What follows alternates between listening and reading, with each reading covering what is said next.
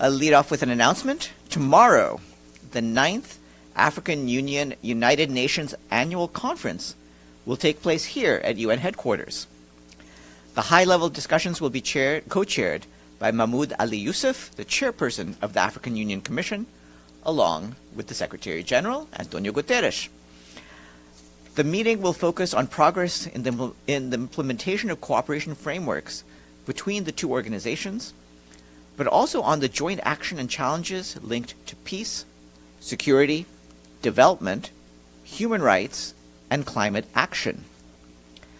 The annual conference will conclude with a joint press conference by the Secretary-General and the chairperson of the African Union Commission, Mahmoud Ali Yusuf.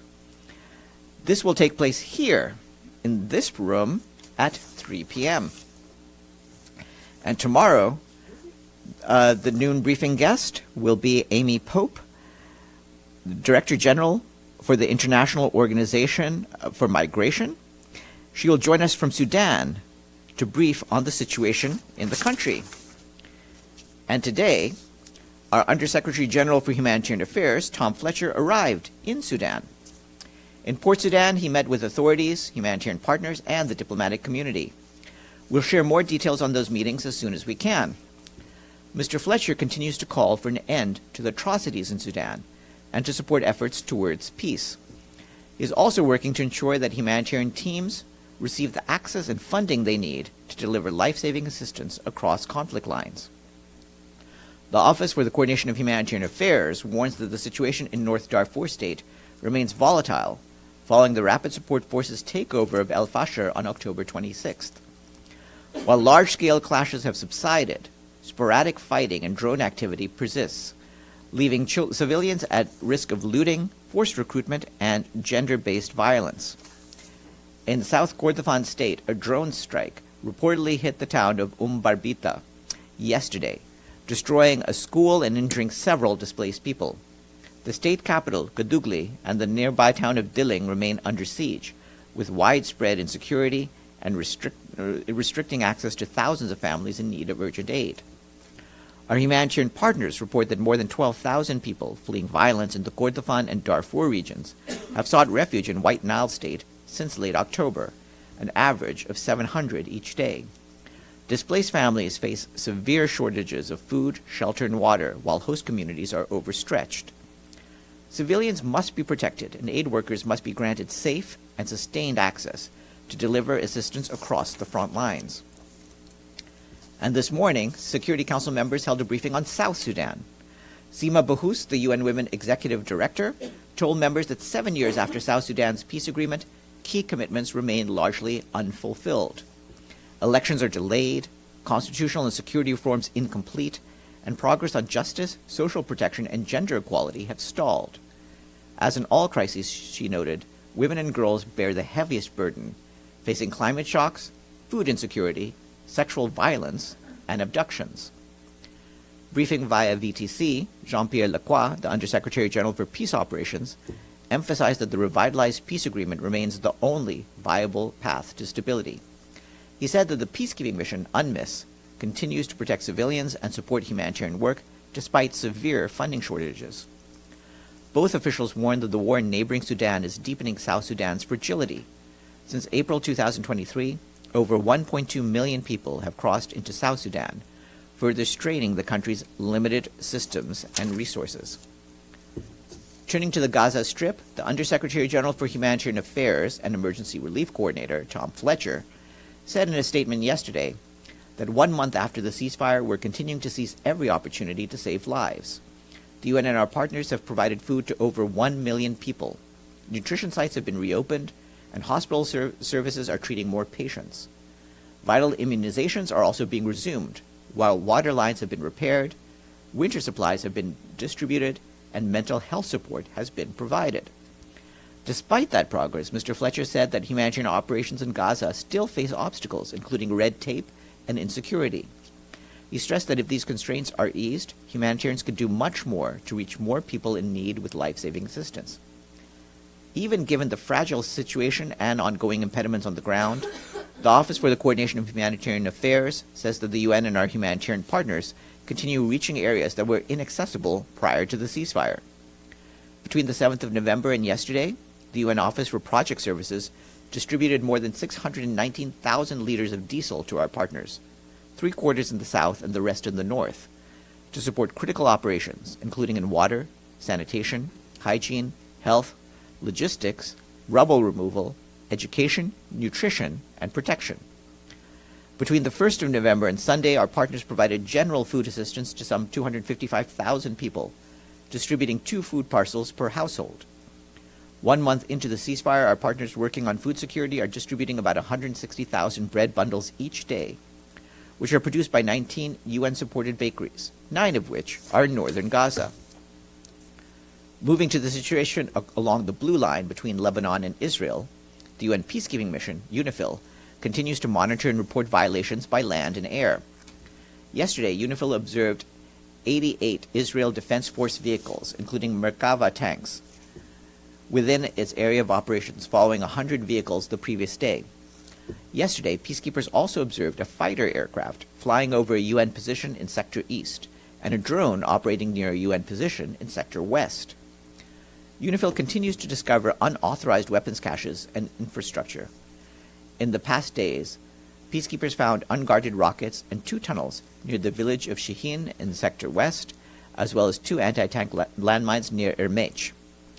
Since last year's cessation of hostilities understanding, peacekeepers have discovered roughly 360 unguarded caches and 300 unexploded ordnances. All of them were referred to the Lebanese army per standard practice. Turning to the Caribbean, our colleagues at the Office for the Coordination of Humanitarian Affairs report that 2 weeks after Hurricane Melissa first made landfall, we and our partners continue to support government-led humanitarian responses. In Cuba, more than 54,000 people are still living away from their homes, including 7,500 in official shelters. The reported damage continues to exceed initial estimates. The number of affected health facilities has increased from 460 to more than 600, while the number of damaged homes has climbed from 60,000 to 90,000. The UN system in Cuba continues to support national response efforts. The World Food Program has helped some 140,000 people in shelters and supported community kitchens, while the Food and Agriculture Organization is distributing agricultural tools and livestock feed to help restore livelihoods. For its part, the Pan American Health Organization is delivering supplies to strengthen disease control and prevention, and the UN Population Fund is bolstering sexual and reproductive health services by distributing medical supplies. In Jamaica, assessments and relief operations continue.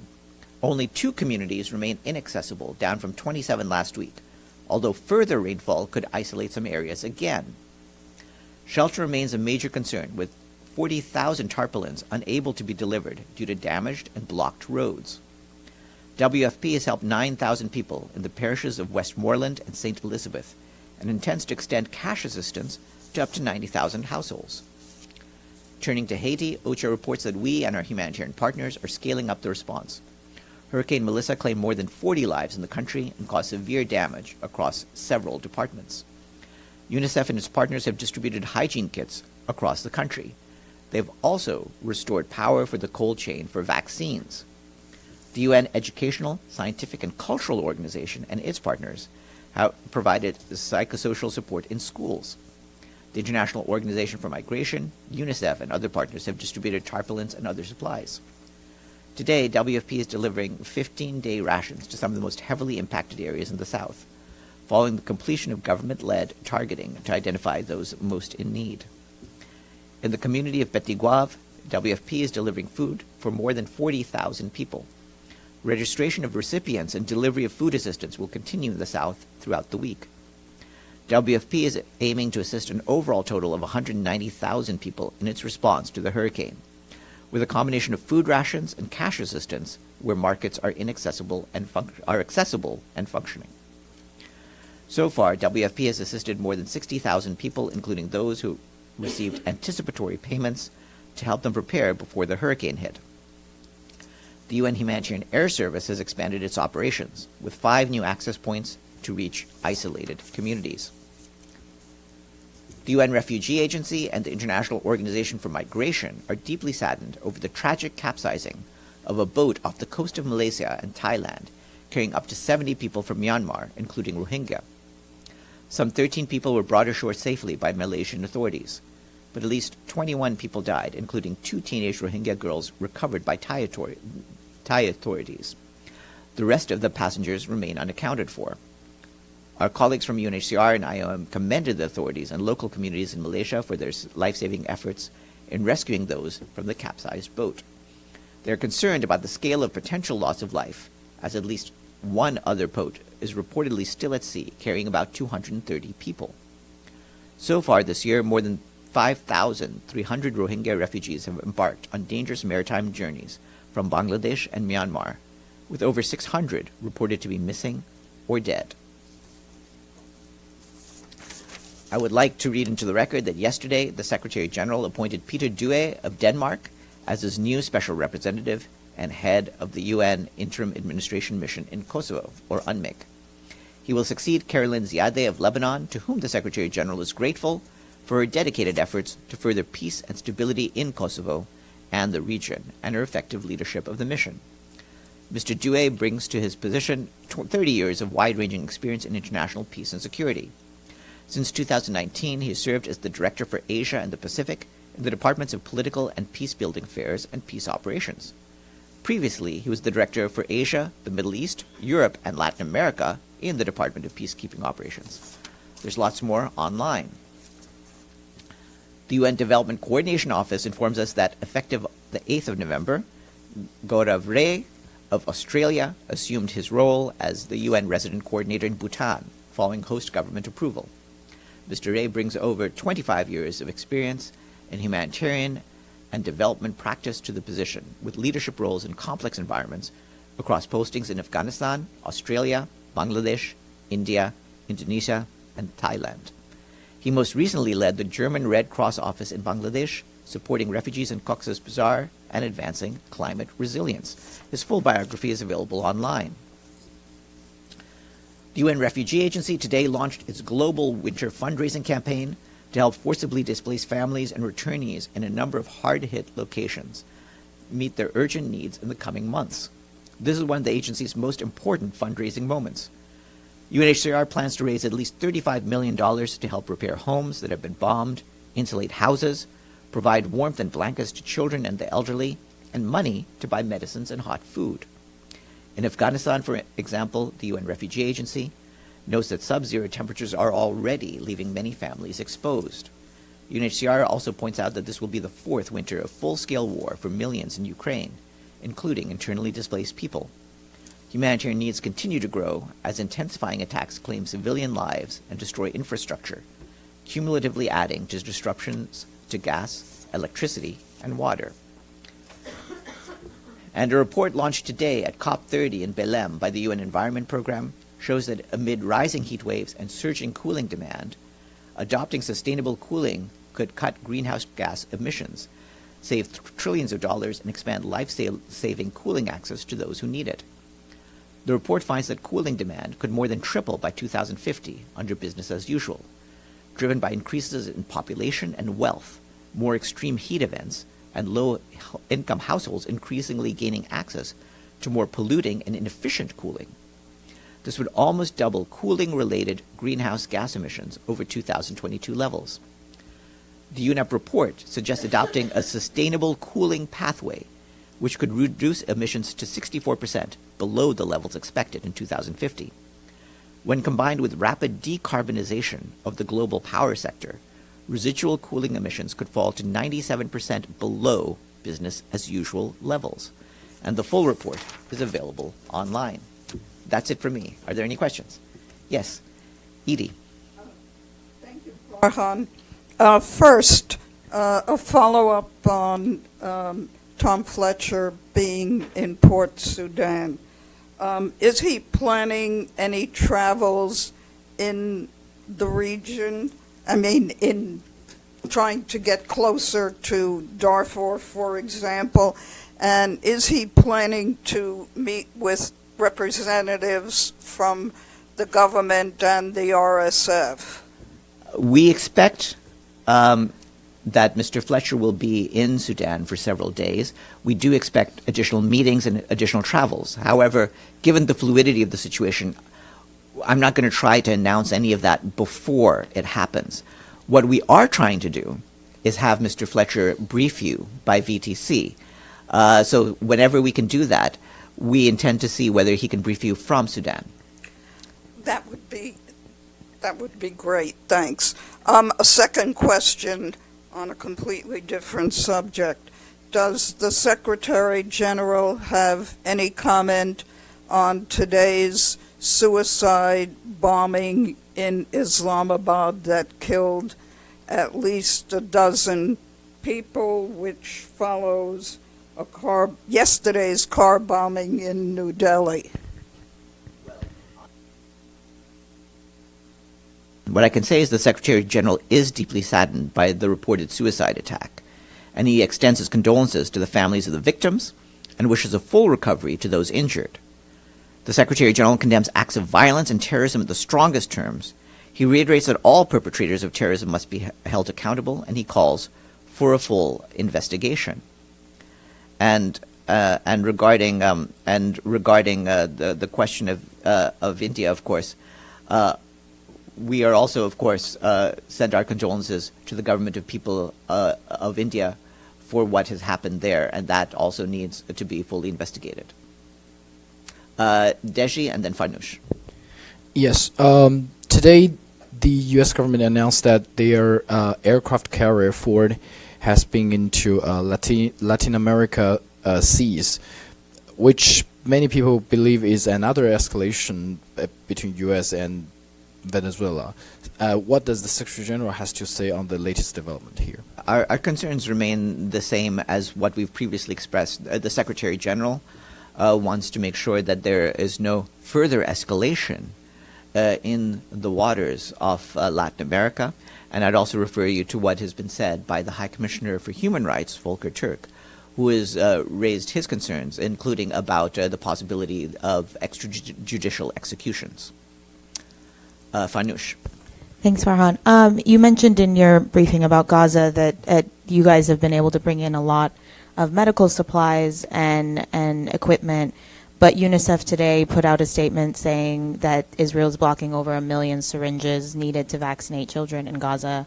I'm wondering, first of all, why that wasn't included in your briefing, and second of all, what the Secretary-General has to say about that. Well, in recent days, we have been pointing to the fact that there have been bureaucratic hurdles to getting things in. So we have been making clear that not everything we're requesting has gotten in. Some things have been cited as dual-use equipment, but we are pointing to the need for certain essential things, including, as you just mentioned, syringes. So we're trying to get different items cleared, but there have been holdups. And as Mr. Fletcher said in his statement, we're capable of providing much more if we can overcome the sort of obstacles that we've been facing. And Israel is, I'm assuming, saying that the syringes are dual use, and that's why they're specifically... Why they block specific things. We are asserting that everything we are bringing in is crucial for the humanitarian needs of the population. Thanks. Gabriel. Thank you, Farhan. To the best of your knowledge, has there been any day in the last month that more than 600 aid trucks have gotten into Gaza? To my knowledge, no. At the same time, I would like to point out that what we're monitoring, really, is our own trucks. And a lot of times, there have been in the neighborhood of about 150 of those coming in a day. There are additional trucks of bilateral aid and of commercial traffic, and we can't vouch for those. And we've been hearing for several days, if not weeks now, about how there are still impediments to getting aid into Gaza with bureaucratic hurdles, but that you are taking every opportunity to seize opportunities to get aid in. Yeah. How do you make sure that this just doesn't just become the new normal now, that Israel continues to keep these impediments in place, but still allows just enough aid in to where you can say you're getting some in, but not nearly enough to meet the limits or the expectations of the agreed upon Trump 20-point plan? Well, one of the ways we do try to prevent this from being the new normal is by talking about it consistently in front of you and raising attention to the fact that aid continues to be blocked. And this is something we're not simply doing in public to the media, but also with governments. And it's something that we're raising up with the mediation and with the Israelis. So we're trying our best to get this aid in. But obviously, this has been going on for many weeks, and we're still not at the level that we need to be. I would like to ask about the Israeli parliament passes the first reading of the death penalty for terrorism law. Experts say this is mostly is going to target the Palestinians. Do you have any comment on that? Obviously, we don't comment on procedures in the domestic legislature beyond saying our principled point of view, which is that the UN stands against the death penalty in any country, and we do not want capital punishment to be added to the legislation of any country. All right. Have a good afternoon, everyone.